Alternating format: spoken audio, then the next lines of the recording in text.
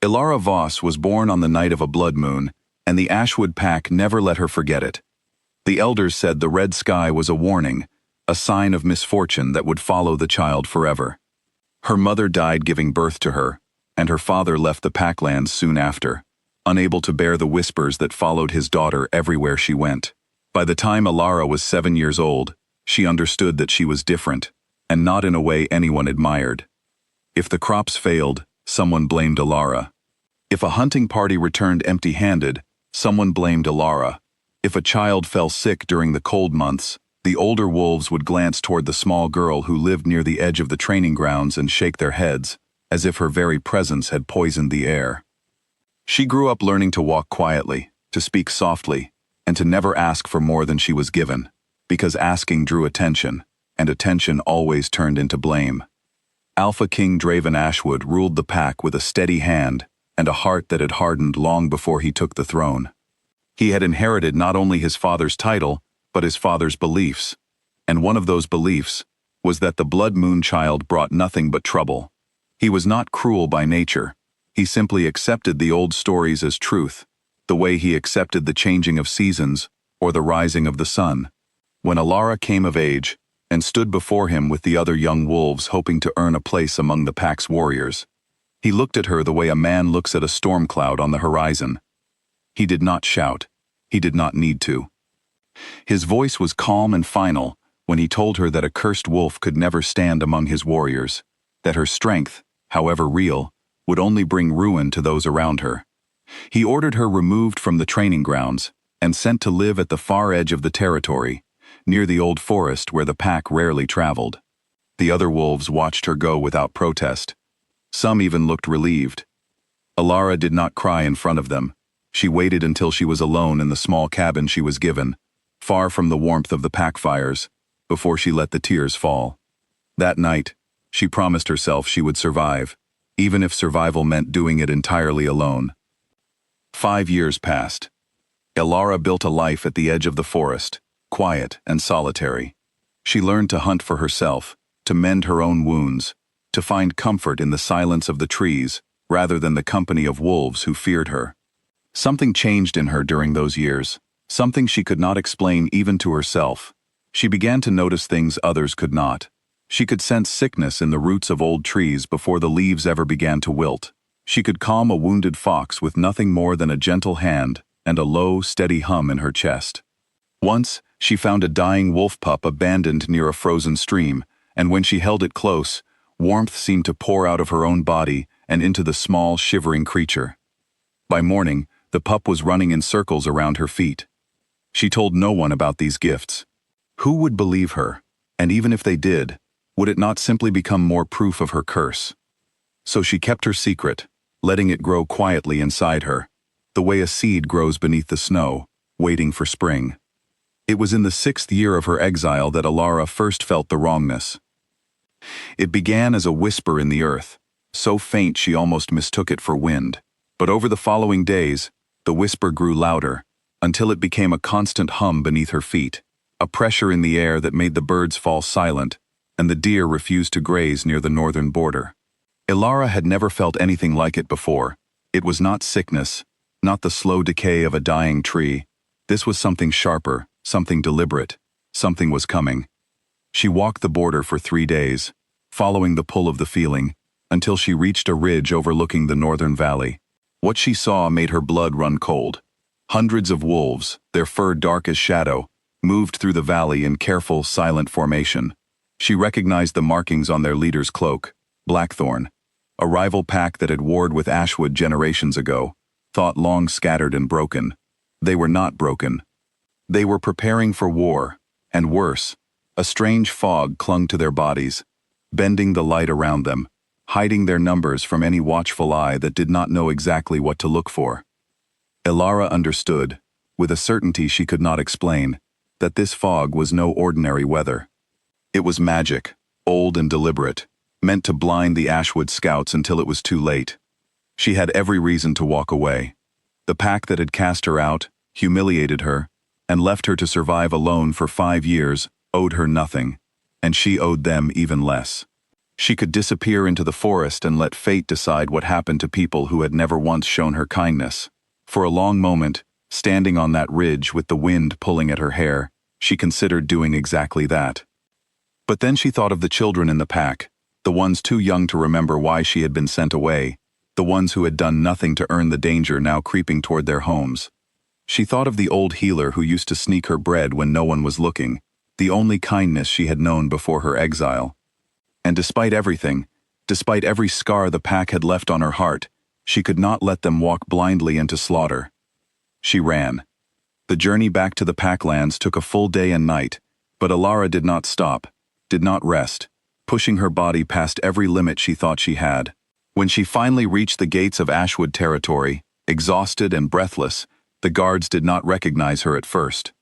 It had been 5 years, and the frightened girl they remembered had become a woman shaped by solitude and hardship. When they did recognize her, their faces twisted with the same old suspicion, and they moved to block her path. Alara did not argue with the guards. She simply said one sentence, her voice cracking with exhaustion. "Take me to the Alpha King, or every wolf in this pack will die within 3 days." Something in her tone, or perhaps in her eyes, convinced them. She was brought before Draven in the Great Hall, the same hall where he had once cast her out. He looked older than she remembered, the weight of leadership carved into the lines of his face. When he saw her, his expression flickered with something unreadable, surprise perhaps, or the ghost of an old guilt he had never allowed himself to fully feel. Alara did not wait for him to speak first.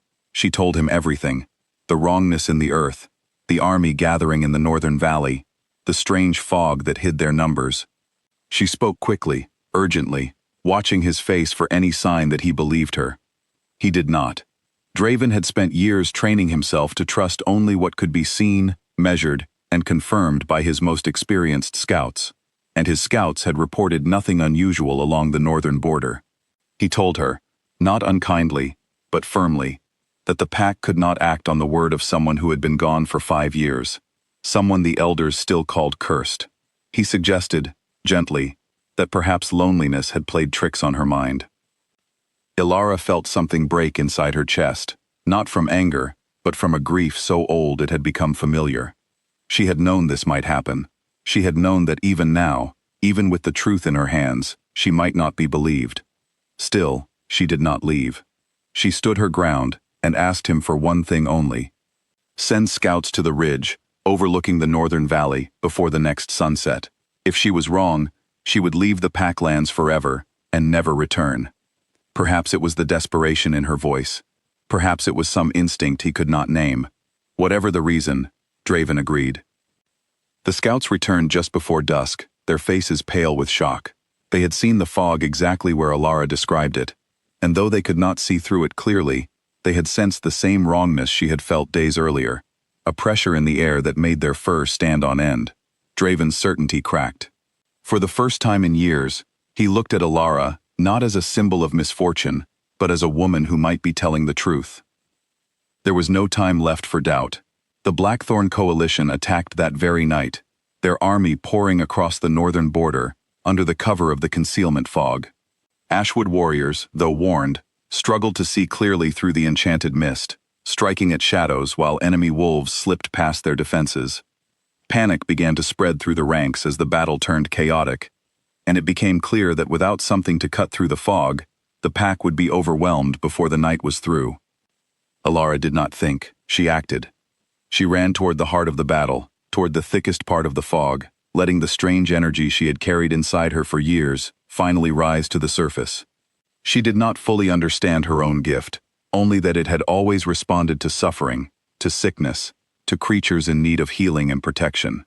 Now, surrounded by chaos and fear, she opened herself completely to it, and light began to spill from her skin, soft at first, then blazing brighter with every heartbeat. The fog recoiled from the light as though it were alive and afraid.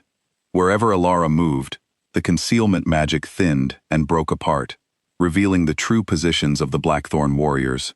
Ashwood wolves, suddenly able to see their enemies clearly, began to fight back with renewed strength and precision. What had been a losing battle began, slowly, to turn. Draven fought at the center of the chaos, his warriors falling back around him, as Blackthorn's strongest fighters pressed forward, sensing an opportunity to strike down the Alpha King himself. A massive black wolf lunged toward Draven's exposed side, jaws open, moving faster than he could turn to defend himself. Alara saw it happen as if time had slowed. Without hesitation, she threw herself between Draven and the attacking wolf, and the same light that had scattered the fog now surged outward from her body in a wave of pure, protective force. The black wolf was thrown backward, yelping in pain, and the warriors around them stared in stunned silence as the light slowly faded from Alara's skin, leaving her trembling but very much alive. Draven stared at her, his chest heaving, his mind struggling to reconcile the woman before him with everything he had believed for most of his life. She had saved him. She had saved all of them, and she had done it, not because the pack deserved her loyalty, but because, despite everything, some part of her still cared what happened to them. The battle ended before midnight. Blackthorn's forces, stripped of their concealment and their element of surprise, retreated deep into the northern wilderness, their ambitions of conquest shattered. Ashwood had lost warriors that night, but far fewer than they would have without Alara's warning and her sacrifice on the battlefield. The pack that survived owed their lives to the woman they had once called cursed. In the days that followed, Draven called the entire pack together in the Great Hall, the same place where he had once condemned Alara before all of them. This time, he did something none of them expected. He knelt before her, lowering his head in a gesture of respect reserved for only the most honored among them. He admitted, in front of every wolf who had once mocked or feared her, that he had been wrong. What they had called a curse was not a curse at all. It was an ancient and rare blessing, one tied not to destruction, but to protection and healing, the kind of gift that appeared only once in many generations, and only in those strong enough to carry its weight. Alara did not know what to say. 5 years of loneliness, of whispered blame and quiet suffering, had taught her not to expect kindness, let alone gratitude.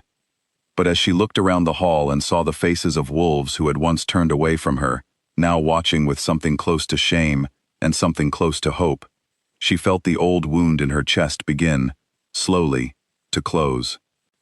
Draven restored her place within the pack that day, not as an outcast tolerated at the edges of their territory, but as their guardian, a title earned through courage rather than birthright. It would take time for the pack to fully earn back her trust, and Alara made that clear without bitterness, only honesty. Trust, once broken, could not be rebuilt in a single night, no matter how brave the deed that had exposed the truth. Draven understood. In the months that followed, he made it his quiet mission to prove himself worthy of the trust he had once so carelessly destroyed. He visited her at the edge of the forest, not as her Alpha King, but simply as a man seeking to understand the woman he had wronged. Slowly, carefully, something began to grow between them, built not on old fears or ancient superstition, but on genuine respect and the kind of patience that only comes from truly seeing someone for who they are. The blood moon that had once marked Alara as an omen of misfortune came to be remembered differently by the Ashwood pack, not as a warning of doom, but as the night their greatest protector was born. And though the road to healing old wounds was long, Alara finally found what she had been denied for most of her life, a place to belong, a purpose she had earned through her own strength, and a home where she was no longer feared, but cherished.